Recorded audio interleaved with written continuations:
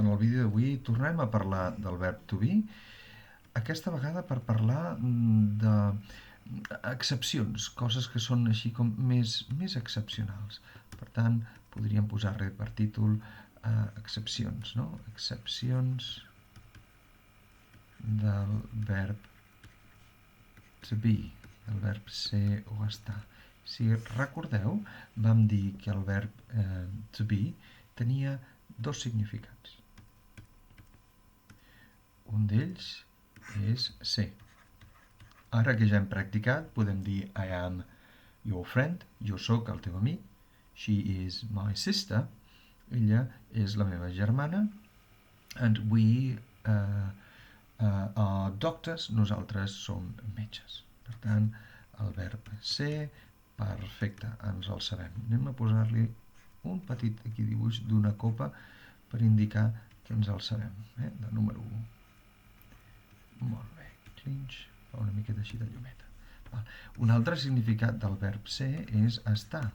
I aquest també l'hem vist en algun exemple dels que hem fet abans, val? Perquè havíem dit, per exemple, I am happy, estic content. I am not happy, no estic content. We are at home, estem a casa. O en negativa, we are not at home, no estem a casa. Aquest és un altre significat que també mereix una petita copa, perquè és fàcil i ens el sabem. Val?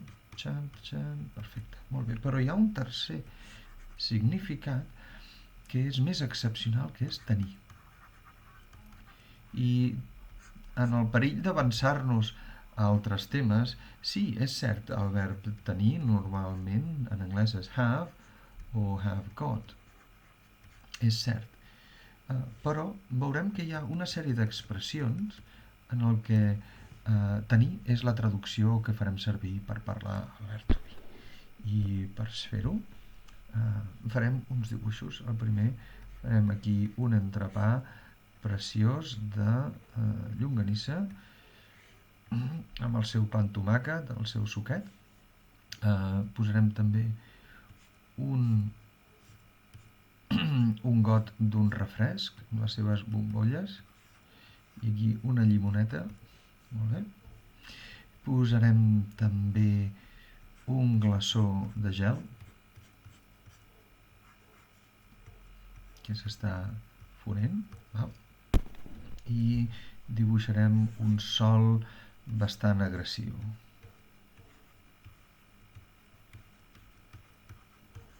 I ara veureu per què hem fet aquests dibuixos. Doncs mirem, anem a veure. La primera cosa és que en anglès, quan volem dir tinc gana, no s'expressa amb el verb que hem dit abans, que era el verb have, no? Sinó que s'expressa encertadament amb el verb to be. Per tant, diem I am hungry. Literalment, jo estic, com que això és un adjectiu, jo estic famolenc.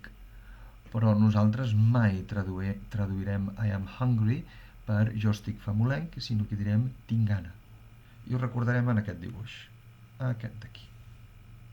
I am hungry. Si volem dir que no tinc gana, per exemple, en un restaurant ens ofereixen alguna cosa, no voldreu prendre res. Un restaurant no, millor dit en un bar. Voldrà prendre alguna cosa? No, thank you. Només vull un cafè, because I am not hungry. No tinc gana. Però no podem dir I don't have hunger, que seria literalment no tinc gana, o I haven't got hungry o hunger. I am not hungry. El mateix amb la set. Per dir que ella té set, she is, i una altra vegada tenim el verb to be, thirsty. Thirsty. O si no té set, diríem she's not thirsty. She's not thirsty. Però no podem dir she has got thirst. Literalment, ella té set. El que diem, en el fons, és ella està assedegada. Però de la mateixa manera que aquí no diem jo estic famolenc, sinó que diem jo tinc gana, aquí no diem ella està assedegada, diem ella té set. és com es diu en anglès, es diu així. Jo crec que aquí ja comencem a veure. Quan diem que algú té fred, per exemple, nosaltres tenim fred. Tenim fred.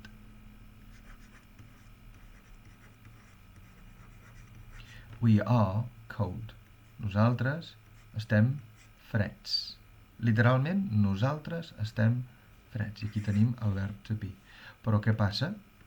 Doncs que nosaltres no ho traduirem per nosaltres estem freds, sinó que tenim fred. O nosaltres tenim fred. I en negativa, doncs ja ho sabeu, We are not cold, we aren't cold, o we are not cold. I si amb el fred es diu we are cold, doncs el mateix amb la calor. Anem a posar que ells tenen calor. They are hot, o millor dit, segurament warm, perquè hot és una paraula que vol dir calent, però que té molts altres significats, picant, per exemple, o també que és una persona que té una gran bellesa, per dir-ho finament. Normalment podríem dir warm, calent. De fet, per dir això, tinc calor, és I am warm. Literalment, jo estic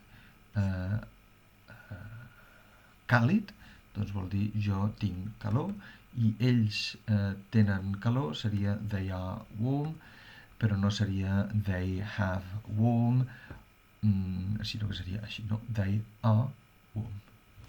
Per tant, anem a veure si, resumint, el verb to be, de tota la vida és el verb ser, de tota la vida és el verb estar, però quan al darrere veiem que hi ha un adjectiu, hungry és un, thirsty també n'és un, cold, warm, també el podríem traduir per tenir. Expressions més normals, I'm hungry, I'm thirsty, I'm cold, i em deixo I'm warm, i em deixo per últim la que és més freqüent i que vull que aquesta, si és necessari, l'haurem de tatuar a la pell per recordar-la. I quina és? És aquesta d'aquí. Agafaré el color blanc i faré un últim dibuix. Si em permeteu, esborraré aquest d'aquí. Vull fer-ho més gran.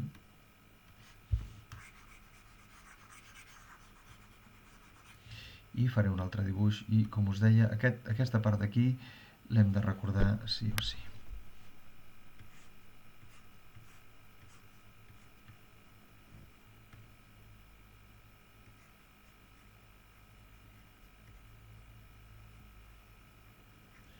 No sé si es nota, però això d'aquí és un pastís d'aniversari per algú que fa 47 anys.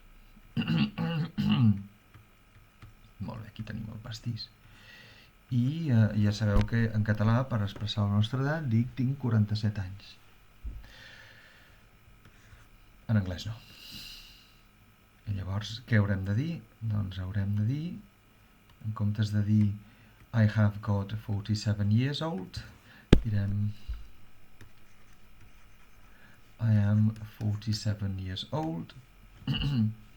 Ella, she is 15 years old. Podem dir we are 60 years old, si tenim 60 anys d'edat. He is only 8. Ell només té 8 anys. Fixeu-vos que sempre diem té, tenim, té, tinc, però en anglès estem utilitzant el verb to be. Per tant, allò que dèiem, després d'adjectius o per referir-nos a l'edat, utilitzarem també el verb to be i el traduirem com tenir. I com que això ho hem entès perfectament,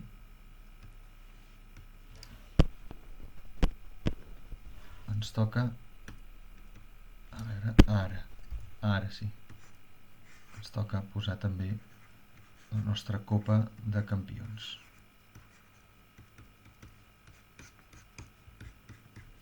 Perquè ho hem fet molt bé.